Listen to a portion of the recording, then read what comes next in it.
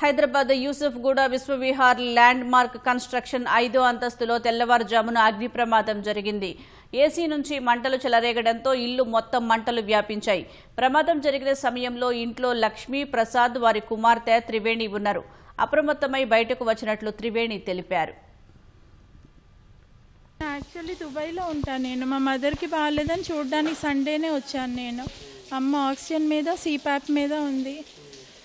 2 o'clockకి కొంచెం పొగ స్మెల్ లాగా అనిపించింది. ఏంటి అని చెప్పి లేచి కూర్చున్నా. టైం చూస్తే 2:05 అయింది. నా ఫోన్ కూడా తెచ్చుకోలేదు.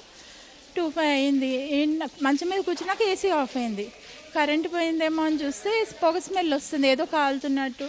అమ్మ పొగ స్మెల్ వస్తుందమ్మా అని మామూలుగా చెప్తున్నా. అమ్మ సీపాప్ మీద ఉంది. అమ్మకి చెబుతూ బాల్కనీ డోర్ ఓపెన్ చేసా. కరెంటు పోయింది కదా, మంటలు కనిపించాయి బాల్కనీలో.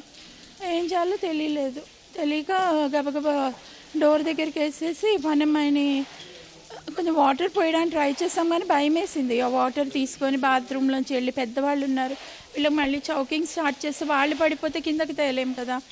అందుకని అటెండెంట్ ఒక అమ్మాయి ఉంది. ఆ అమ్మాయిని కొంచెం అమ్మని నాన్నని కొంచెం కింద తీసుకెళ్దాం పదా అని చెప్పి చేసిన పని ఏంటంటే జస్ట్ చెప్పులు మాత్రం వేసుకున్నామండి. నా ఫోన్ కూడా తీసుకోలేదు. అన్నీ మొత్తం పోయింది. ఇన్నేళ్ల శ్రమ మొత్తం పోయింది.